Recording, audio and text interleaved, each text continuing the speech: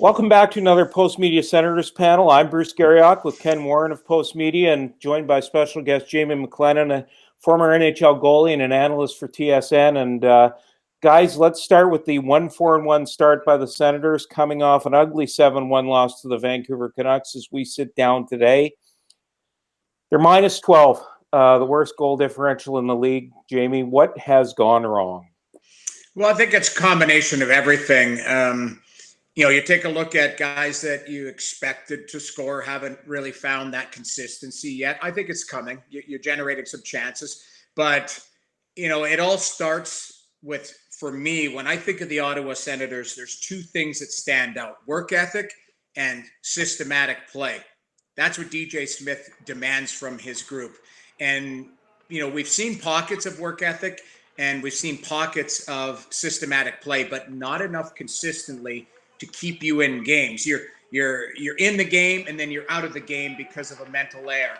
And then now you're chasing it. You have to open up to try and get that goal back. And what happens, it ends up like last night, an avalanche of goals against. So, there's not one thing you can point to, but I think it's a combination of veteran players making, rookie mistakes, we'll call it, and young rookies still settling in, and plus a new environment, for players, guys like Dadonov, Matt Murray, Braden Coburn, Derek Stepan, some of the guys who have brought in to help these young players grow, they're still adjusting. So it's not good right now, but I can see a way for everyone to kind of tighten up and take this in the right direction. Kenny, one of the things that was talked about a lot in the off season was the integration of the young players, and the young players we have seen so far are Drake Batherson, Josh Norris, and Brady Tkachuk. That young line, Christian Wolanin plays on in Vancouver. How do you balance, Ken? I guess what I'm asking is, how do you balance the integration of the young players with playing the veterans, and do you think that's been part of the issue? Well, yeah, what I think is interesting is, and there's a lot of debate about whether the young players, Colin White, we'll get to him, should be playing more. I think he should, but when your veterans are supposed to be the guys to insulate them, and the veterans aren't playing well, most of them aren't. I mean, you've got Derek Stepan. He's just, he's lost key faceoffs. He's taken, you take a penalty, delay a game penalty, that can happen, but there's key moments in the game. He loses a key faceoff, that sort of stuff. Dadonov, hasn't been able to score much. He scored one. Cedric Paquette, before he got injured, hadn't made a big impact.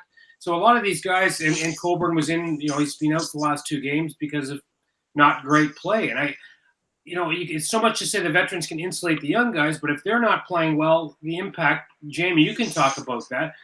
Their impact, is lesser if they're not leading the way. And and the young guys have been up and down, and I think that's understandable that young guys are up and down. I think that's what young players are. They have to grow into it. So that's a really difficult situation right now because I don't think the veterans that were brought in have put their stamp and established, how to lead the way for these young guys. Jamie, it's interesting. Ken brings up a good point. Is you can be a leader, but you can't just talk a good game, right? Like you've got to be able to do it yourself. Yeah, and those players have to back it up. Absolutely. I think Derek Stepan is a prime example. He knew he screwed up the other day. He fired it straight into the 30th row. And he was the first guy on the Zoom afterwards to say, I need to be better. Like, he is a quality person. And I think that's what Pierre Dorion identified as a guy to add. And when we talk about it, I'm always careful because I see on Sens Twitter and some people getting worked up about young players not playing and that. A guy like Tim Stützle was what, -4 last night? Yeah. Like, I worry about on a particular night like that where they just get caved in. I would much rather have the veterans shoulder that because they've been through that, they've seen that, than have a young player get caved in and now it takes them a week to recover. Because in a 17-week season, you don't have a week to recover. Yeah. Guess what? You're playing tomorrow again. And then you're playing, the next night. So I can see I could see what DJ's thinking is early on. Like if there is going to be some tough lessons, I would prefer that those lessons go to guys that aren't going to be here 3 years from now, but allow the young players to be a part of that process. It's a real difficult balancing act. Where are there some nights where I'd like to see DJ put these young players in a sink or swim situation? Absolutely. I think the one night in Winnipeg, defending the lead, you could have had that Batherson line out there who had played so well. But I think DJ early on has erred on the side of caution just to protect them and say, you know what, if they do get caved in, I'm looking at the big picture. And last night was a prime example. Like, everyone got their teeth kicked in. So, Derek Stepan and guys like that have been there before, Anisimov. They've been there before, where these young kids early on, it's like, hey, this is a real lesson. Now let's see how they respond. So it's a balancing act. And I think people just have to be patient, because if we're seeing this a month from now and 2 months from now, it's a different story. But early on, I think it's just you're just trying to allow guys to wade into the pool a little bit. Kenny, one of the guys who I think, when Jamie speaks of balance and who needs to find some balance in his game, is Thomas Chabot. Thomas Chabot plays a lot of minutes. He's gonna have a tougher night than most, because he's on the ice so much, and he's probably taking up on a lot of nights half the ice time amongst defensemen. But Thomas Chabot has got to be better. We talk about that. I think it was the first goal or second goal last night against the Canucks, Kenny. That's a mistake you can't afford. Well, and it's one thing that he whiffed on the pass, and I've seen it quite a bit in the first 6 games here, an awful lot. And there's pressure on him, and he's trying to make a play, and maybe we can't see the big screen when we're not at the games if there's forwards available for him. I don't know that, but you got to make the safe play. But it wasn't just losing the puck and fanning on it. And that's a defensive zone coverage thing. Where was he going? Everybody's zooming around. You're chasing, and Chabot's standing in front of the net when Mott ends up with the puck putting it in. So it wasn't just the one error. It was just compounded on it, and nobody else seemed to, when you make that mistake, could cover up that space. And Chabot, what is it, -7, -8 the last 3 games? Like, he's only on the ice for an awful lot of goals here. And I'm worried that he, as a leader on this team now, he is a leader, whether it gets into his head. He's got to lead. He's got to lead the young kids as well. But the thing is, Jamie, one of the things that you're supposed to learn from is adversity. And, maybe down the road, this is valuable experience for Thomas Chabot, isn't it? It is. But for the player, it won't seem like that right now. You know what I mean? Yeah. I look back on some of the things I went through early in my career, and I think, okay, that was good for me. Getting sent to the minors, being challenged by the coach, some of the things that, again, maybe they were hard lessons at the time, but you look back and say, okay, it was part of my development. That's not going to change for a guy like Thomas Chabot. Ken, you just mentioned he's placed in all the situations. We expect a lot out of him. And I guess this is the one thing that I would tell people. If we're expecting a lot out of him, the player expects a lot out of himself. Players know. We're the first to know when you made a mistake out there, because, we know the game. But you end up, what happens if you make a mistake, we see players, they try and make up for it, and they end up, it's a comedy of errors, because it's like, I messed up. I better work harder. I'm going to run out of position. I'm going to show everyone I'm going to make up for this mistake. And what happens, sometimes less is more, but you don't think that in the moment. You're just like, I've got to dig in. I've got to do more. And I think a guy like Chabot, who has so much pride, he's starting to make some real money now. That's another thing. You talk about the contract and how much he's getting paid. They put the pressure on themselves, and they see things around them and going, okay, I can dig us out of this. I can do this. And you end up doing more, and it's counterproductive for your game. So it is going to be a hard lesson. I don't worry about, in the big picture, Thomas Chabot. I think he's an elite defenseman. He's going to be a superstar for many years. But right now, and his last pocket of games, it's a tough pill to swallow. And believe me, he woke up today in Vancouver, feeling the effects of it. He puts a lot of pressure on himself. You can tell. One of the guys that, it was the biggest acquisition in the offseason, I believe, was goaltender Matt Murray, Jamie. And Matt Murray looked good in that first game against the Leafs. He looked good on Saturday night against the Leafs. when he made a lot of saves and kept the club in that game. He has struggled since. Where does Matt Murray have to get back to? Well, it's weird. I'll openly admit this. He won 2 Stanley Cups, and I remember saying on TSN, he's yet to prove that he's a starter because he won the Stanley Cup with a safety blanket on the bench in Marc-Andre Fleury. His first Stanley Cup, Zadkov played a game, Fleury played games, and then Murray took over. His second Stanley Cup, Marc-Andre Fleury played games, and then Murray took over.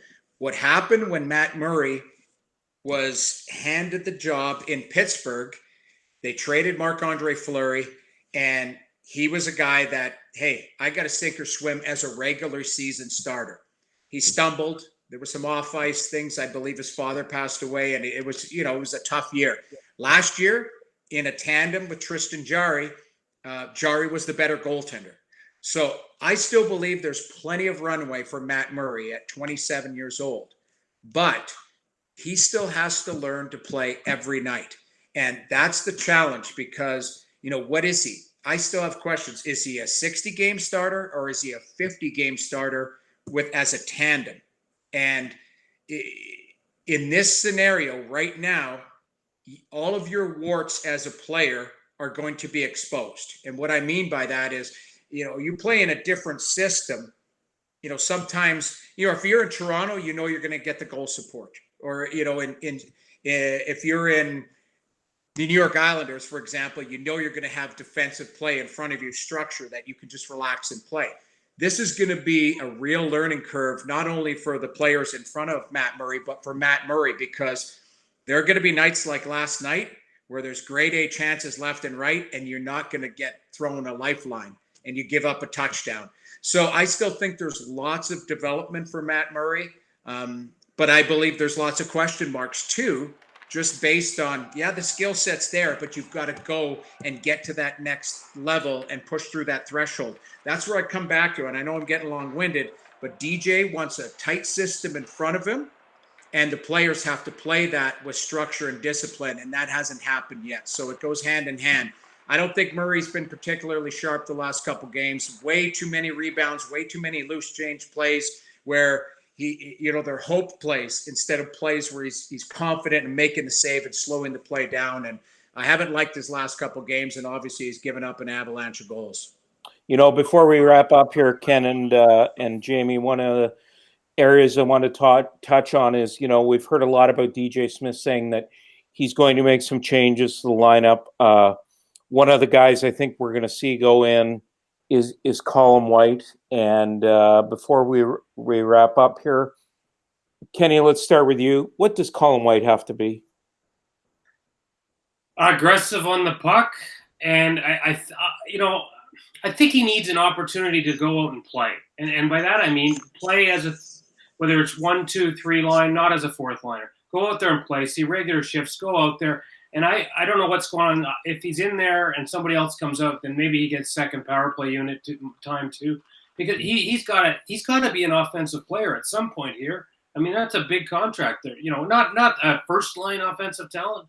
He's got to give them some points, and he's got to be given an opportunity to get his game back where he can generate something. So play with some offensive players. Jamie, just that he will be one of the changes. There has to be an injection of something here just to get some consistency back, isn't there? Absolutely. And I agree with you, Ken. I think he needs an opportunity. My only concern with Colin White is I don't know if I see him in the long run as a top 6. I see him more in a top 9 role. And even top 9, that gives you the type of minutes that you do need to use your skill set. Fourth line, I think a lot of times the fourth line just goes out and just tries to have an even shift and create some energy and don't get scored on, maybe chip in the odd goaler here. That's not for Colin White. I don't see him as a fourth liner. He has to play in your top 9 where you feel like you can contribute offensively. I could see second power play. But a lot of this stems, guys, it comes back to confidence. A year ago, he was playing a lot more confident. He was getting opportunity. But as the team rolls over and you're looking to push to the next level, he has to get there too. He's got to elevate his play And if he doesn't, he gets pushed down. So it's kind of a little bit of both. I think he needs opportunity, but he has to seize it, or else he is going to get pushed out of the way by younger players pushing through him. And I know the contract is what it is, but you can't just force feed guys into the lineup because of the contract. He has to go and earn it. I think he's going to get an opportunity, and he's got to earn it with what got him to the NHL. Not running around, taking bad penalties, trying to be a tough guy. That's not Colin White. Colin White is an energy guy who's got good skill, and I think he needs to use that. Well, Jamie, we thank you for the opportunity to have you on the Senators panel this week. That's Jamie McLennan of TSN 1050 in Toronto and analyst on the Senators broadcast, former NHL goalie. Kenny, it's good to see you again, and we'll be back next week with another edition of the Sens panel. This is a long road trip, so they still will be on the road, and we'll see where they're at next week. Thanks for joining us. Take care.